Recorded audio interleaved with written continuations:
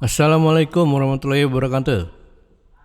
Jumpa lagi dengan channel Horor Nggak Horor. Baiklah, sekarang kita lanjut menuju ke bab 3. Oke. Bab 3. Jejak langkah di malam sepi. Malam itu udara terasa lebih dingin dari biasanya. Langit mendung menutupi sinar bulan.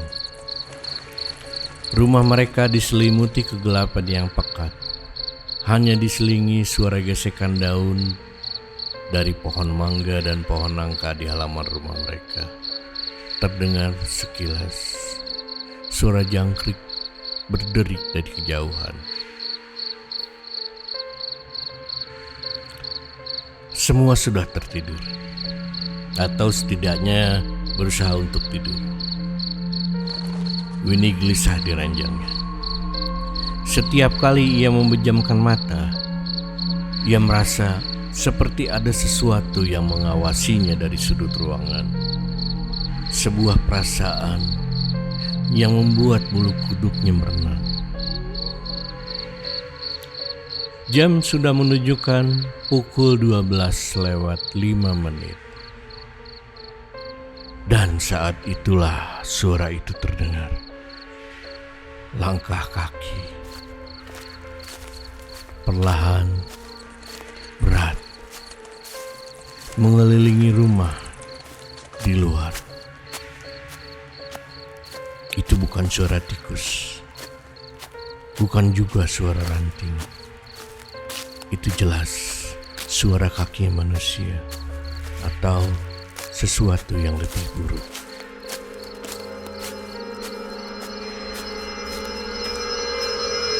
Winnie membangunkannya perlahan. "Kak, Raka, dengar enggak?" Raka menggeram kecil dalam tidurnya. Dia membalikkan badan tanpa sadar. Raka membuka mata setengah sadar dan mendengus. "Paling kucing lewat." Namun suara langkah itu semakin nyata. Menyusuri sisi rumah, berjalan pelan seakan-akan sedang berpatroli. Winnie meneguk ludah. "Itu beneran ada, Raka." Raka menghela nafas dan bangun dari ranjang, mengambil senter dari laci. Dengan malas, ia menuju ke jendela dan membuka sedikit tirai. Tidak ada siapa-siapa. "Udah gak ada apa-apa, tidur lagi," jawabnya tegas. Lalu kembali ke ranjang. Tapi Winnie tetap tidak bisa tenang. Ia tetap terjaga, mendengarkan suara itu sampai akhirnya hilang begitu saja menjelang subuh. Keesokan harinya, Reva bangun lebih pagi. Ia berlari ke halaman depan, ingin bermain sebelum sarapan. Saat Winnie menyusul, ia menemukan putrinya berdiri diam di dekat pohon mangga, memandang tanah dengan heran. "Kenapa, sayang?" Reva menunjuk tanah. Jejak kaki kecil berderet di tanah basah sisa hujan semalam. Jejak kaki itu mengitari rumah. Persis suara langkah kaki yang didengar Winnie tadi malam. Dan itu yang membuat bulu kuduknya berdiri.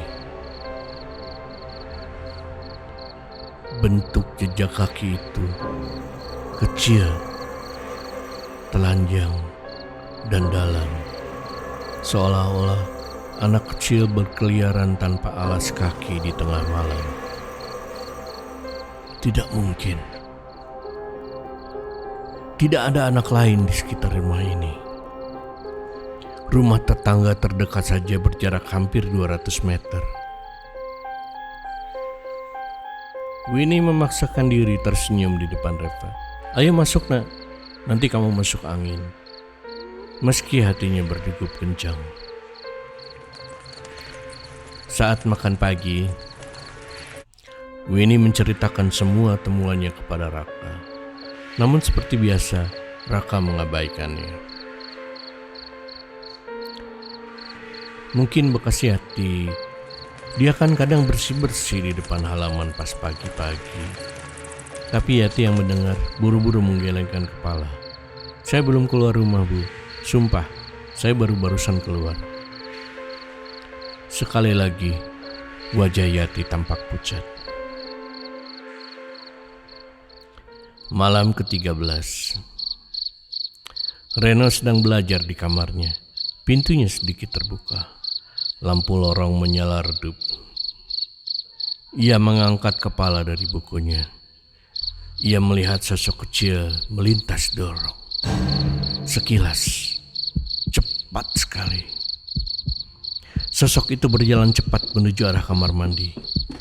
Reno mengerutkan dahi. "Reva," panggilnya. Tidak ada jawaban.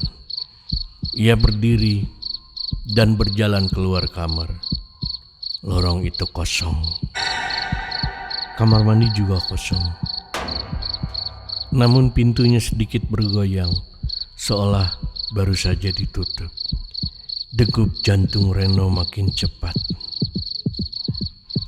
Ketika ia menoleh ke belakang, ia melihat sesuatu di cermin kecil yang tergantung di dinding lorong. Bayangan dengan mata putih menyala, berdiri di ujung lorong. Kemudian dalam sekejap, bayangan itu lenyap. Reno membeku, lalu lari secepatnya kembali ke kamarnya dan membanting pintu dan menguncinya rapat-rapat. Pagi harinya, Reno menceritakan apa yang dia lihat. "Jangan nakutin adikmu," bentaknya. Namun di mata Winnie, Reno tidak berbohong. Dan Yati yang diam-diam mendengar terlihat hampir menangis.